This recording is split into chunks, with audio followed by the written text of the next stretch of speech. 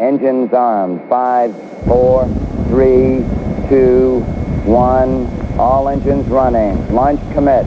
Liftoff. We have liftoff at 9:34 a.m. Eastern Daylight Time.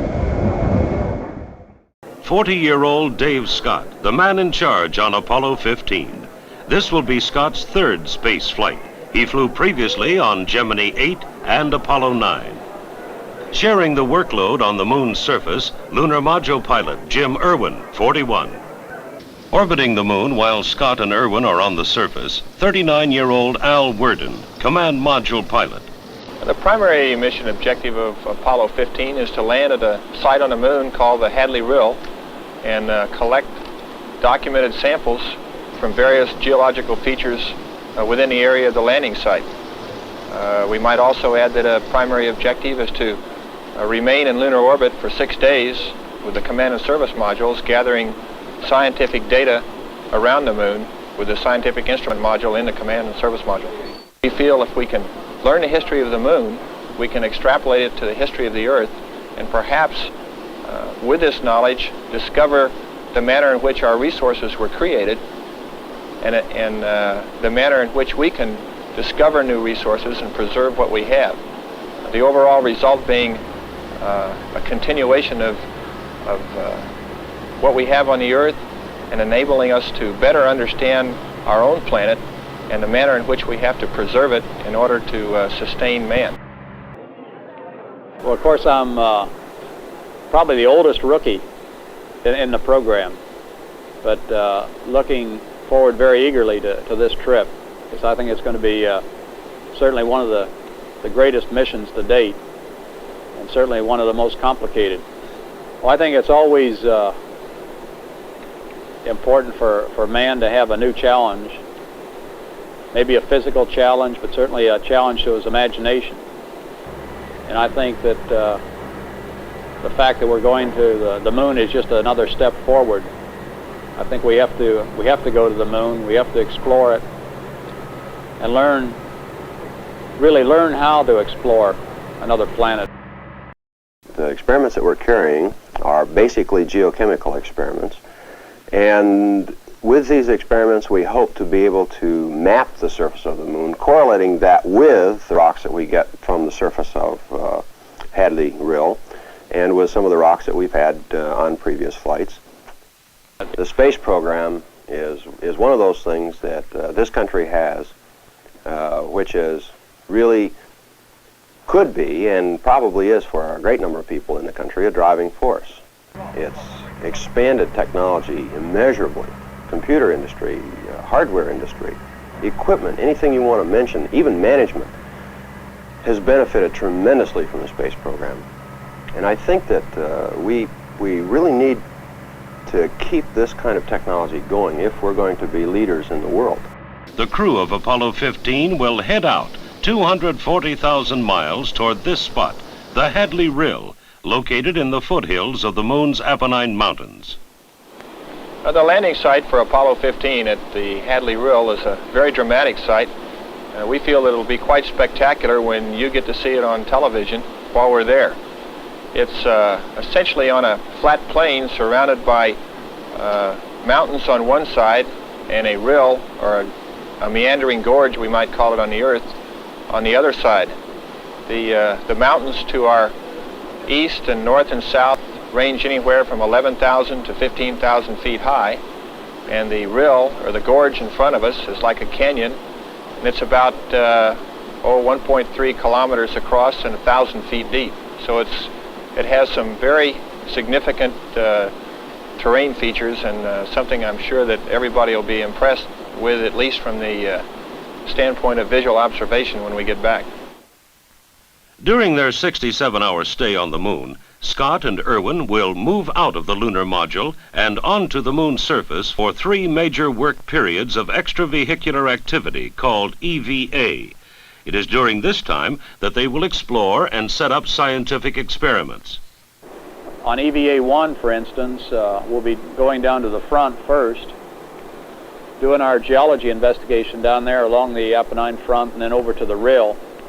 And then coming back to the LEM, we'll be unstowing the LSEP packages and then deploying the LSEP about 300 to 500 feet west of the LEM. I'll be doing the bulk of the deployment while Dave is doing the drilling operation. Well, the lunar drill is part of what we call a heat flow experiment. First, we were able to drill a hole deep into the lunar surface and implant temperature sensors which enable us to measure the profile of heating, if you will, from depth below the surface to the surface. This will give scientists a signature of what the surface consists of and how its heat flux changes. They can extrapolate this into possibly an explanation of the origin and the history of the interior of the moon. The second aspect of the drill is a core, or a deep penetration of the surface and gathering of material some 9 feet below the surface in an extended core which is brought out intact, showing the profile of the surface to depth. Al Worden, the command module pilot, is responsible for the major science experiments conducted while in lunar orbit and on the return trip to Earth. As they travel toward the moon, a panel door on the side of the service module will be jettisoned, exposing the cameras and scientific instruments, 10 in all. These include a gamma-ray spectrometer to measure the chemical composition of the moon's surface, a panoramic camera, a mapping camera, and the sub-satellite, a satellite to be placed in orbit around the moon shortly before the crew heads earthward. The sub-satellite should stay in lunar orbit for a year. The sub-satellite is what I would term a passive experiment. And when I say passive, I mean in the sense that it's not powered in flight. We eject the sub-satellite from the command and service module. It goes into an orbit which is then only perturbed by the gravitational attraction of the moon. The sub-satellite is a particles and fields satellite. The main effort in this particular satellite is to measure the particles field around the moon, such as the plasma flow, solar rays, magnetic field, magnetic particles, and this type of thing around the moon. Because of the way the satellite is built and because of the way the data is transmitted back to Earth, we get a very nice byproduct from the satellite, and that is that we can track the sub-satellite with radar, with radio signals from the Earth, and we can position it precisely in its orbit about the moon, and we can watch the perturbations of the orbit of the sub-satellite, eventually arriving at a very good model of the gravitational field of the moon. There's been a lot of talk about heavy spots on the moon, the so-called mascons. Because the sub-satellite is completely unpowered, it's completely at the mercy of this gravitational field, and any heavy mascon that it sees perturbs its orbit. And we can calculate this. We can measure it and then calculate that gravitational field. It is Worden who will go outside the spacecraft at about 16 hours after leaving lunar orbit on the way to Earth. The purpose is to retrieve film from the 2 cameras located in the Scientific Instrument Bay. At the Manned Spacecraft Center, Houston, Worden practiced this maneuver underwater. Once the hatch is opened, we'll take the TV camera and the 16 millimeter data acquisition camera, mount that on the hatch, the command module hatch, with both cameras pointed toward the service module where I'll be working. Once that's accomplished, then I'll go very slowly down the handrails to the service module, staying away from the reaction control system engines or quads, which are just off the side of the path of the EVA. Go down to the service module, get situated in the EVA restraint boots, which are located on one side of the service module. And once in that position, then I'll remove the thermal and contamination covers from the pan camera cassette first. Once they're removed, I'll pull the cassette out of its bay, tether it to the left wrist, and then very slowly come back the handrails, back to the command module, stow the cassette inside the command module, where Dave Scott will keep track of it and hold it until the end of the EVA. Then I'll go back down the handrails and essentially repeat that process with the mapping camera cassette, tethering it to my left wrist and bringing it back into the command module. To prepare for the July mission, Scott and Irwin practiced on similar Earth terrain at the Rio Grande Gorge in New Mexico.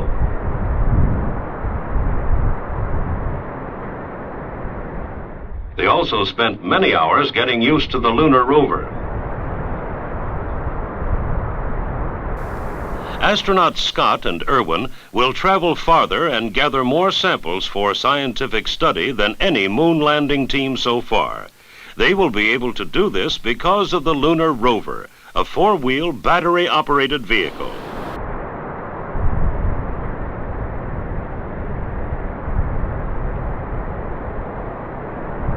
Well, the rover weighs about 500 Earth pounds, which is slightly more than 80 pounds on the moon. So you can see it's a rather light vehicle on the moon. As a matter of fact, if we had to change a tire, one of us could hold it up.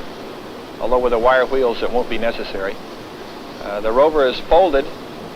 Its wheels fold in flat to the body, and the body folds up in two pieces. And it's stowed in Bay 1 on the left side of the front of the limb. Now, as far as the drive on the rover itself, the control for it is all built into this one stick right here. It has the brake. The brake is the rearward position of this stick. Brake's released now. To go forward, you merely push the stick or the throttle control forward, and it maintains that position, should maintain that speed depending on the terrain. To go backwards, you release the reverse inhibit and just rotate the stick aft. And then to turn, you just move the stick to the left or right like a roll input in an aircraft. And that will turn the wheels and you'll move in that direction. The instrumentation for the vehicle is all presented on this one panel in terms of amp hours, voltages, then temperatures on the batteries and on the drive motors. We also have a display here for our navigation system, which is will be most helpful on our extended traverses from the LEM, because on EVA 2 we'll be moving away as much as almost 8 kilometers from the lunar module. Traveling at speeds of 5 miles per hour or more, Scott and Irwin will be able to explore roughly 25 miles of the lunar surface as a result of their added mobility. There'll be television too. The television has been developed to be carried on the rover and controlled remotely from the ground. So every time we make a science stop, we enable the television within the communication systems on the rover, and the ground will be able to point the TV in any direction within 360 degrees, elevate it and depress it, and also zoom it. So you'll perhaps have a better view of many things than we will, because you'll be able to watch both of us at the same time. The countdown has been going excellently since it picked up at 11:34 p.m. last evening, following a 9-hour, 34-minute built-in hold. Since that time, a major portion of the count was devoted to the propellant loading of the Saturn V launch vehicle, bringing aboard liquid oxygen and liquid hydrogen, the so-called cryogenic propellant, aboard the 3 stages of the vehicle.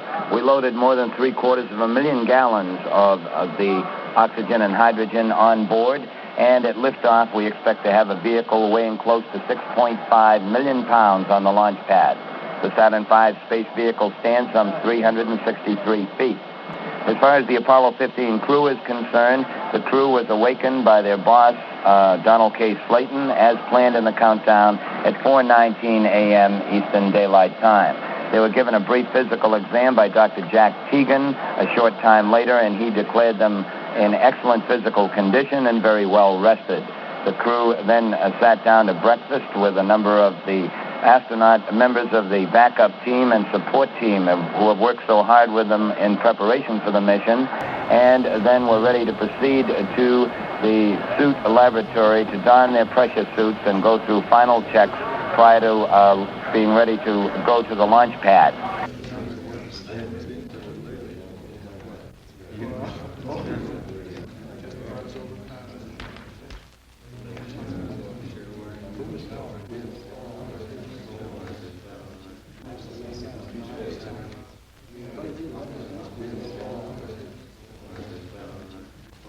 Once again, as planned in the countdown, they departed the crew quarters at 6:28 a.m. Eastern Daylight Time.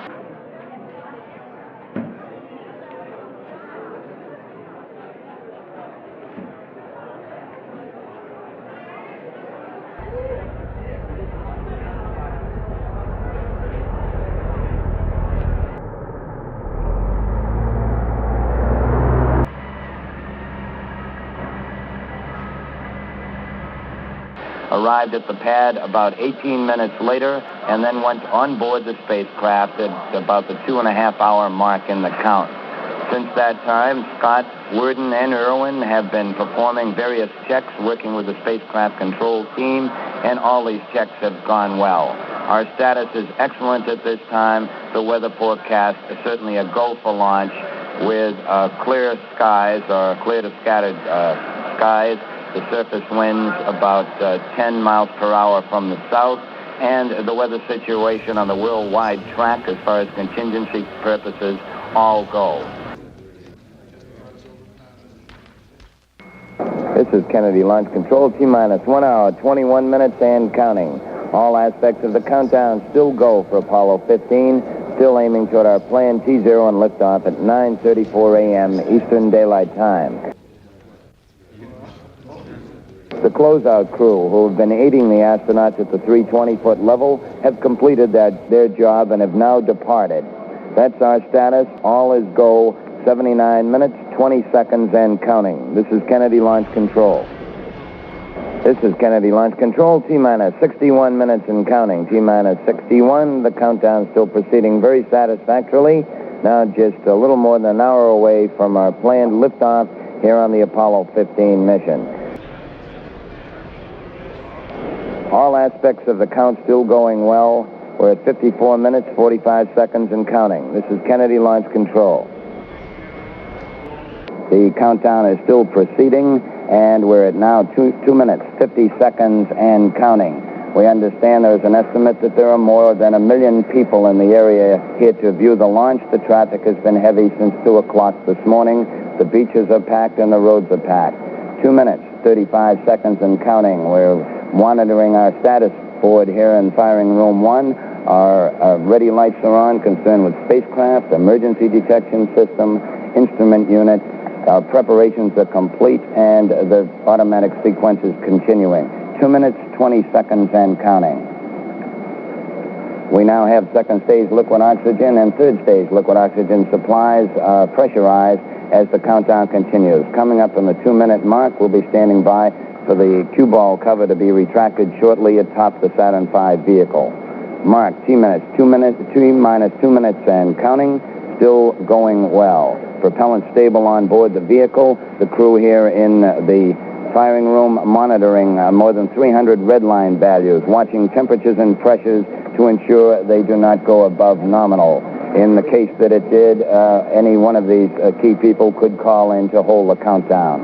1 minute, 36 seconds and counting, still going well. The pressurization sequence is still continuing in the vehicle. We're now 90 seconds away from liftoff, all still going well. We'll go on internal power with the vehicle at the 50-second mark in the count. We now get indications from our status board that all is still going well, and the third stage is now completely pressurized. Coming up shortly on the 1 minute mark, we're now 70 seconds and counting. Second stage tanks are pressurized as our countdown continues. Mark, T-minus 60 seconds and counting on Apollo 15. The astronauts are go, launch vehicle and spacecraft components all go as our countdown proceeds. Now 50 seconds, we have the power transfer. The vehicle now on the battery power on the vehicle, and all is still going well. Lunar Module pilot Jim Irwin making some final checks, now passing the 40-second mark. Spacecraft Commander Dave Scott now has made his final check, that is aligning the guidance system. 30 seconds and counting. The guidance system will go internal at the 17-second mark. Now 25 seconds. We have complete clearance to launch. We are go. 20.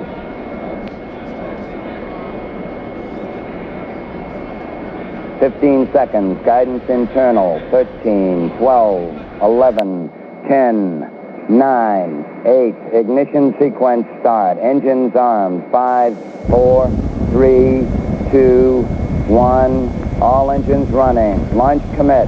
Liftoff. We have liftoff at 9:34 a.m. Eastern Daylight Time. The tower is clear. And we have a roll program. Roger. You have good thrust on all 5 engines. Thanks, Gordo. Roll's complete. Roger. And we have a pitch program. Roger, pitch.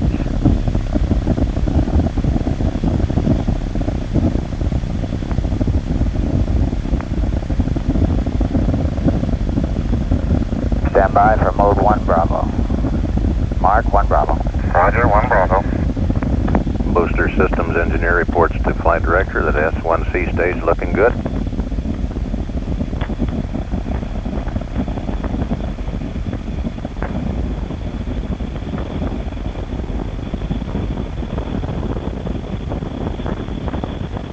Houston, everything looks perfect down here.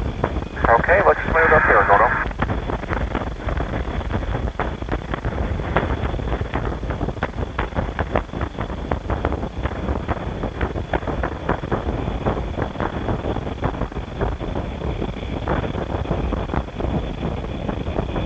Going through maximum dynamic pressure at this time.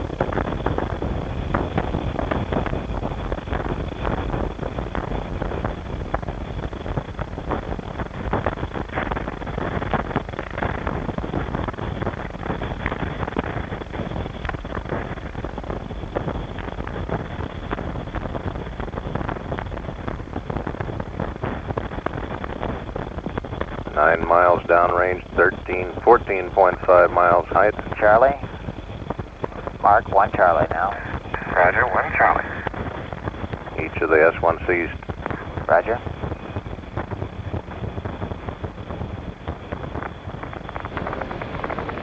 Each of the 5 S1C engines gulping 3 tons of fuel per second. Inboard. Roger, inboard.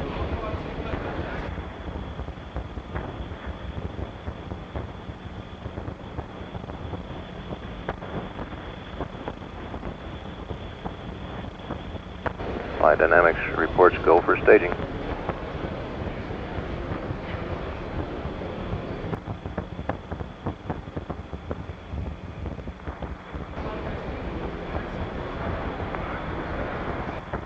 Good stage. Roger.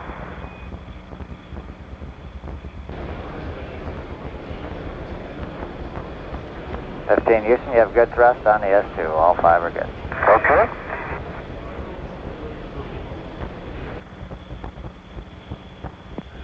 .3 miles downrange, 47.9 altitude. 17. Roger. Fires yet. Roger, we confirm the skirt SEP. You're mode 2. Roger, mode 2. Coming up on 20 seconds. Mark 20 seconds to TLI ignition.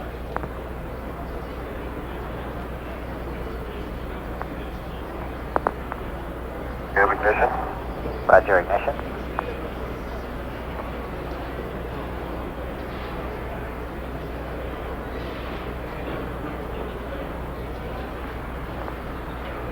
Houston, we're showing good thrust.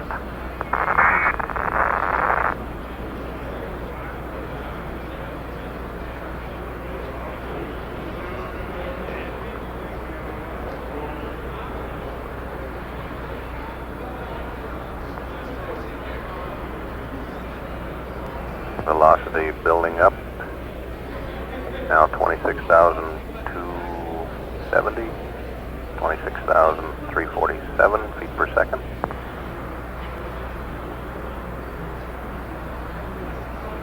Coming up on 30,000 feet per second.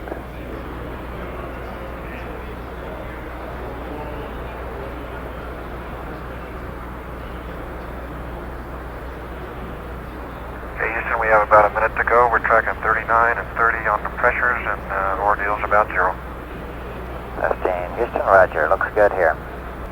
Velocity rapidly approaching TLI cutoff speed. Okay, shut down. 5 plus 5, 1. Roger. Continuing to monitor the air-ground as the crew of Apollo 15 prepares to turn around and move the lunar module out of its garage. 3 hours, 21 minutes. Up and live on air-ground. This is Apollo Control.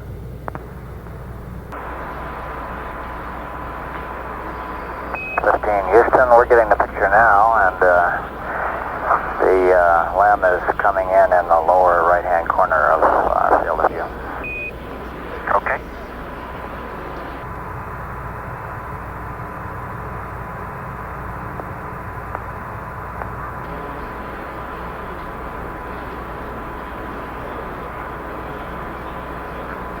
Houston, the centering on the picture is good now, and we're getting an excellent quality picture. Very good. We're almost there.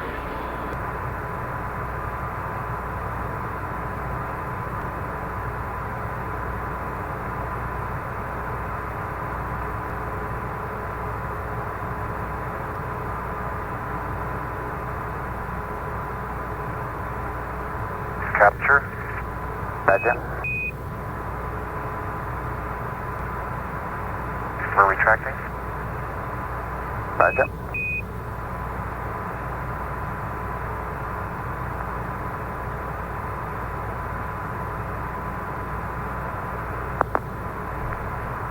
Hard dock, Houston. Roger. Okay, Houston, we'll step at 418. Roger, standing by. Okay, Houston, we got a good step. Roger. Okay, Houston 15, we have the S4B in sight, and it looks like it's probably about 700-800 feet away. Roger. Okay, guys, go ahead. Okay, Joe. Ready? Like about 5.3 on the disk key and about 4.7 on the EMS.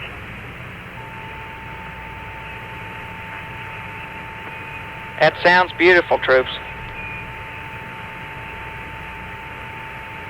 Roger, guys, when you're comfortably through with the procedure here, we'd like for you to turn the thrust light out for us, please, by pulling the EMS main A and B circuit breakers, 2 of them, on panel 8. Right, they're both open, the light is out. Okay, Dave, and the reason for that is just to conserve that light bulb and a little power, and that burn was exactly what we wanted to see. We'll proceed with a normal mission. Oh, that's nice to hear.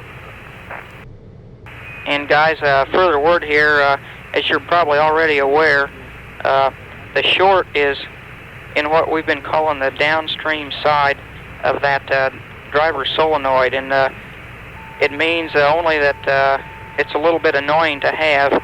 We can still turn bank A on and off as we want. We might modify a few procedures a little bit, but we haven't lost that bank.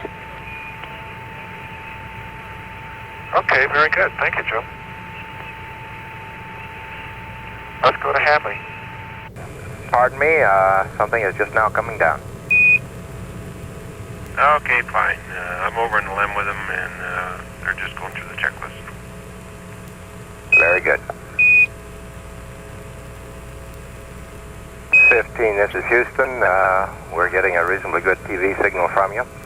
And we have about 4 procedure changes connected with the ASA heater circuit breaker coming up at about 3430 in your timeline. And we'd like your choice as to whether I read it up to you as a block or whether you want us to read it to you step by step when the time comes. Houston 15. Hey, Carl, how about waiting until Jim and Dave get on comm and then read up the procedure? Roger. Houston 15. 15, go ahead. Raj, if you're ready, Dave and Jim are ready to activate the comm now. Roger. Did you get that time hack okay? Yes, sir, sure did. Thank you. One little problem we ought to discuss with you before we go on. It seems that somewhere along the way, the outer pane of glass on the tape meter has been shattered. I don't know whether you could get a picture of it on the TV or not. We'll get Al to try and zero in. But about 70% of the glass is gone. The inner pane of glass seems to be okay. There is no apparent damage to the tape meter itself. It's sitting on 520 and 482. But I don't know whether you can see it or not, but I'll trace the area which is missing. My finger here. And it looks like the pieces we found, I found one piece that's almost an inch in size, and there's some smaller ones around. We'll try to pick it up with a tape and then get the vacuum cleaner later on to get it all up. Houston, Endeavor, Roger, understand, and I wonder if you just got that last piece on the TV there. It was a piece of gray tape with some glass on it that came out of the tape meter. We're getting a very good picture of it, thank you. Right. We'll go ahead and power the limb down now and clean up the housekeeping and see on the other side.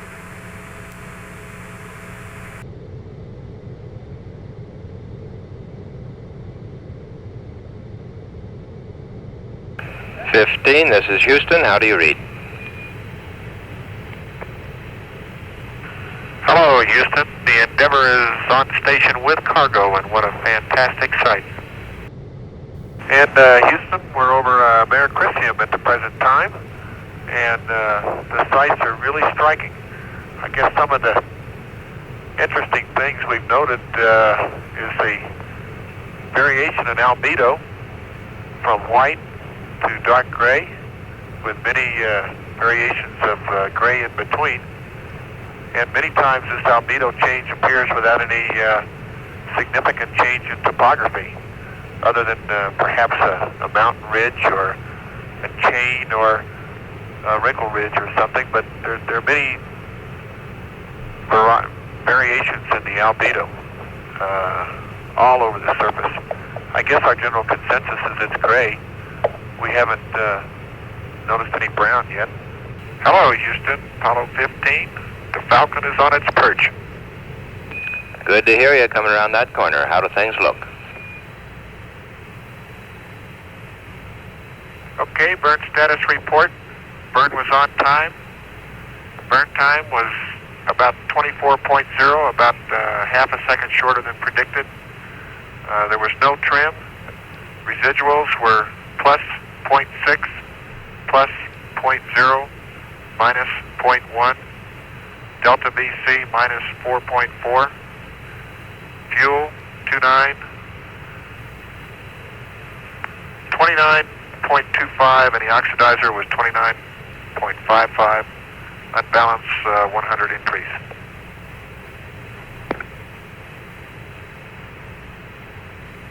Thank you, Dave. We copy all that.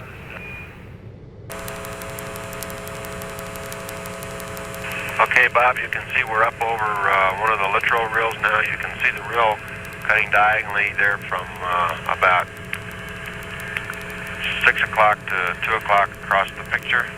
And you can see some of the wrinkle ridges. In fact, there's a beautiful wrinkle ridge right below us right now. Roger, I believe you. I see it. I'll pan up along the wrinkle ridge here so you can see.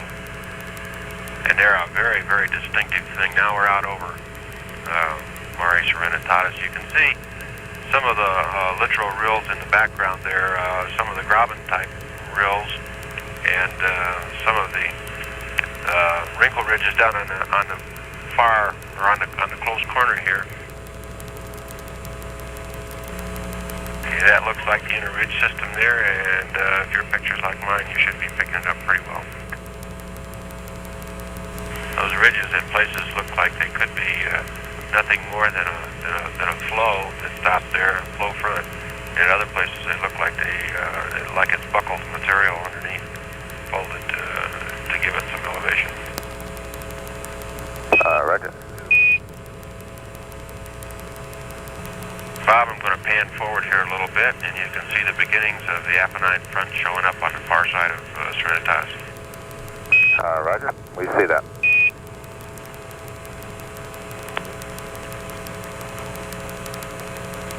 And off on the left there, that's the Hamas Mountains around south of the Apennines. There's a very interesting little fissure just below us here, Bob.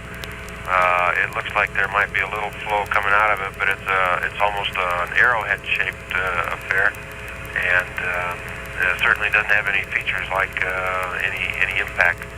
It's very sharp and distinct, and makes a very distinct arrowhead. And here we come up on the ridges on the west side of Serenitatis, just at the foothills of the Hadley Apennines, and you can see there is some relief as we look back to the south there. There is some very distinct relief in the shore of Serenitatis with some wrinkle ridges that follow the contour, and some what look like fairly distinct arcuate rills that also follow the contour. And I think when we get up very close here, you can see in the field of view there right now is a lineament that looks like it might be some sort of a collapsed lava tube, and you can also see down in here the Mare material looks like it's pooling in the foothills of the mountains, and in some places you can even see what appears to be a frozen shoreline, so to speak. Beautiful, beautiful. Sorry about that, we're just a little bit late, but you can see the edge of the rill there as we go beyond it, and you can see the blocky features inside the rill. And now we're out across the plain on the other side. That was very fast. That was a quickie. Okay, the field of view right now, Bob, is beginnings of Bradley Rill, and you can see it cutting back off to the southwest there. Roger, looks kind of like our rill. Yeah, it does, doesn't it?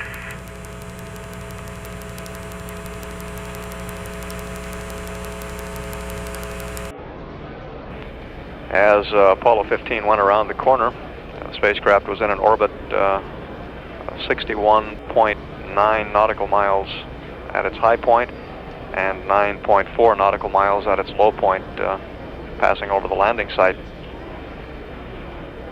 Apollo 15 Endeavour and Falcon will be undocking, as we said, at 100 hours, 13 minutes, 56 seconds, which will be shortly before we reacquire the spacecraft on the 12th revolution. During the 12th and 13th revolutions, Al Worden will be tracking a crater near the landing site, Index Crater. This information will be used to update the knowledge of where the landing site is precisely, and also where the spacecraft orbit is with respect to the landing site. This information will be fed into the Falcon computer just prior to powered descent.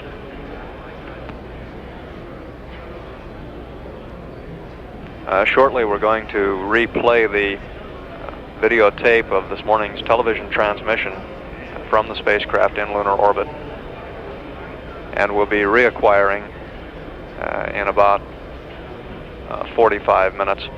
This is Apollo Control at 99 hours, 32 minutes. Okay, Houston, this is the Falcon. We did get a set, and Al's in checking the umbilicals now, the probe.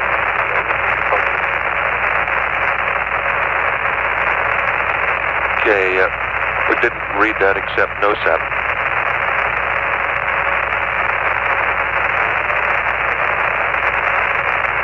Dave Scott reporting we have not gotten separation. I said they were going to be checking the probe umbilicals. We'll stand by for further reports. This is Apollo Control. At the moment we're awaiting the spacecraft to maneuver into the proper attitude for separation. Again, to recap, separation was to have occurred about 4 minutes prior to reacquiring the spacecraft on the 12th revolution. Dave Scott, once reacquired, reported that separation had not occurred. On the ground, we noticed at that time an indication of a high temperature, off-scale high, on the probe assembly, which indicated that we possibly did not have electrical power to the probe, which in turn is an indication that the umbilical is either not connected or not firm in its seating. On removing the hatch and inspecting the tunnel, Al Worden reported that this was in fact the case. He tightened up the umbilical. The hatch has now been secured, and we would expect to have a normal separation. 10 seconds. Roger.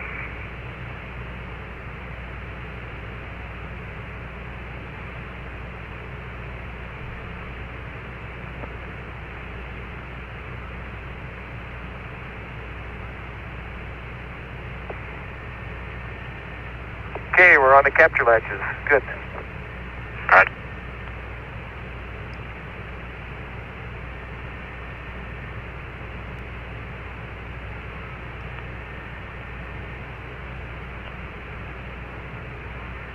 Okay, and you're on your own.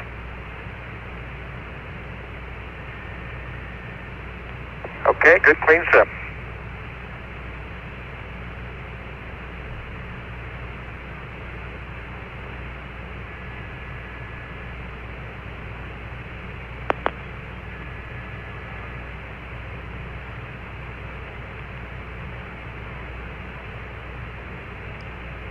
You heard Al Worden and Dave Scott report separation, and we confirm that on the ground. A good clean separation at 100 hours, 39 minutes, 39 seconds. And you got 4 good-looking gear? That was Al Worden confirming to Dave Scott and Jim Irwin aboard Falcon that they have 4 good-looking landing gears. The principal effect of the late undocking is, as we mentioned, going to be to delete the possibility of doing the Program 24 landmark tracking on this revolution. We do have another opportunity on the next revolution to do that landmark tracking, although we would prefer to have 2 revolutions of the tracking prior to the powered descent. We can get by with a single revolution of the landmark tracking. Again, to repeat the situation, on reacquiring the spacecraft at the beginning of the 12th revolution, Dave Scott reported that we had not gotten separation at the scheduled time. On the ground, we had an indication through a high temperature indication telemetered back from the spacecraft that perhaps the umbilical to the probe assembly was not firmly connected. On inspecting the assembly, Al Worden found that this was in fact the case. He reseated it in its receptacle, closed out the hatch area, and at 100 hours, 39 minutes, 39 seconds, we again attempted successfully this time the undocking and separation. With no electrical power to the probe assembly, the undocking could not occur. The probe is electrically actuated, and when it receives the proper electrical signal, it extends and gives you the separation. At that point, the command module, piloted by Al Worden, fires thrusters to increase the separation rate at about 1 foot per second, and this was successfully done on the second try. Again, the principal effect of this late separation makes it impossible to do the landmark tracking on this revolution. We will do it on the succeeding revolution, and this should be adequate for the powered descent. We would expect at this point that the landing will occur at the normal time. And Falcon Houston, do you know if the circuit breaker was out or did it pop? Can you verify either? No, I can't verify either. We checked them over before undocking, and I can't tell you whether it popped or it was open. Okay, we understand. Thank you. Roger. 00033. And your TITA is 31 degrees.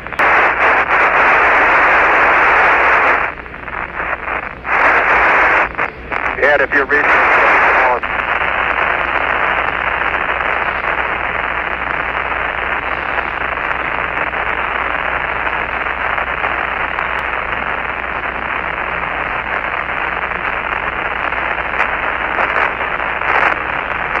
And here in Mission Control, we've switched over from the large display of the lunar surface that we've had up on our front plot board since going into lunar orbit. We now have the analog displays, which will tell the flight dynamics officer how well the descent trajectory is progressing, and includes abort lines that will tell him if any of the parameters or the characteristics of the trajectory are approaching unsafe limits. And our instrumentation and communications engineer reports that we should have lock-on now with Endeavour, Al Warden, in the command module. Roger, thank you. Endeavour, Houston. During the powered descent, the crew will be operating with their microphones in the Vox mode so that we not only hear the conversations that is expressly meant for mission control, but also any chatter between Irwin and Scott. Houston, we're reading 87, 85 on the fuel quantity. We show the LEM altitude now 56,000 feet, and Falcon is in the proper attitude for powered descent.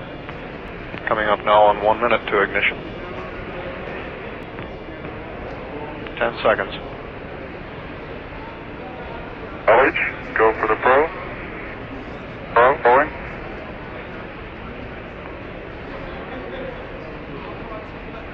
Auto ignition. Gauge depth looking a little higher than normal. Okay, we're a little higher than normal. Guidance officer says we've got good thrust, 9920. Minutes. Gauge depth about 20 high. Okay. Fuel is a little low, oxidizer is a little high.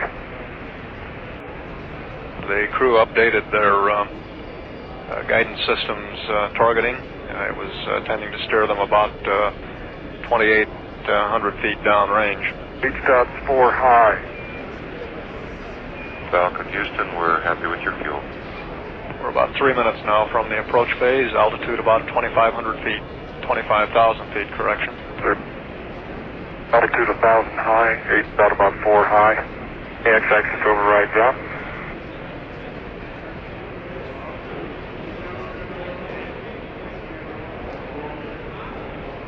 Falcon, Houston, throttle down, 7+23. Roger, 7+23.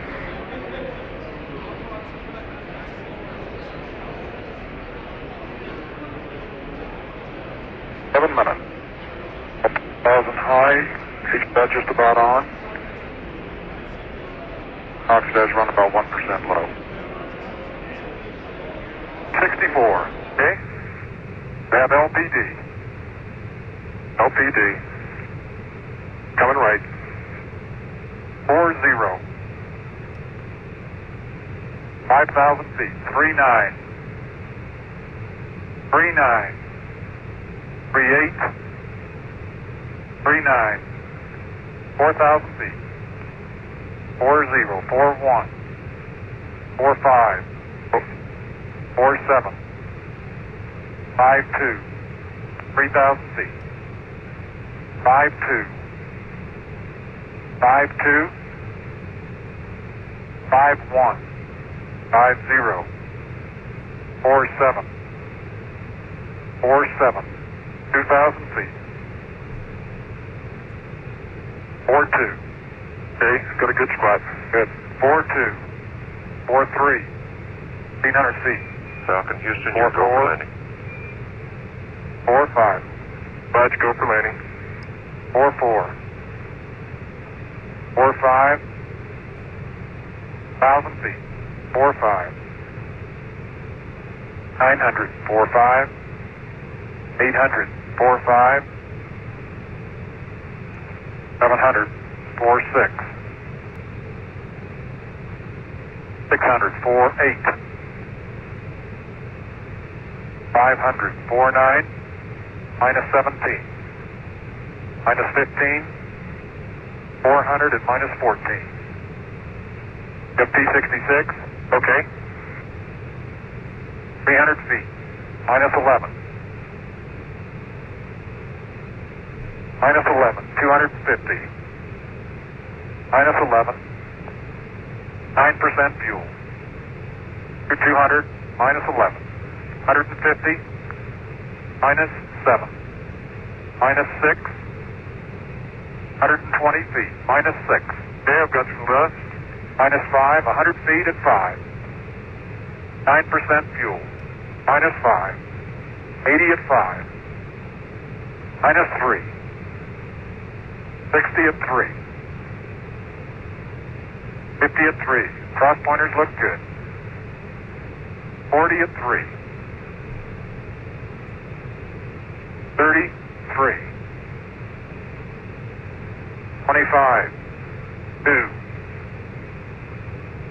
7% fuel. 20 at 1. 15 at 1. Minus 1.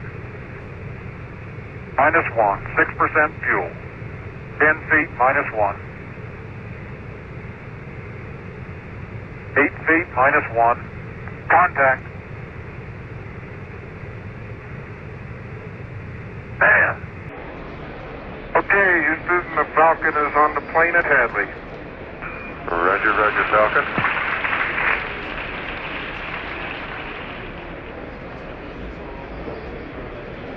No denying that, we had contact.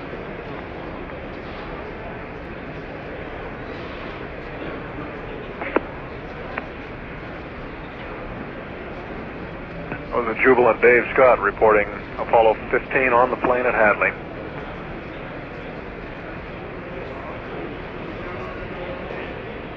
It looks good on board.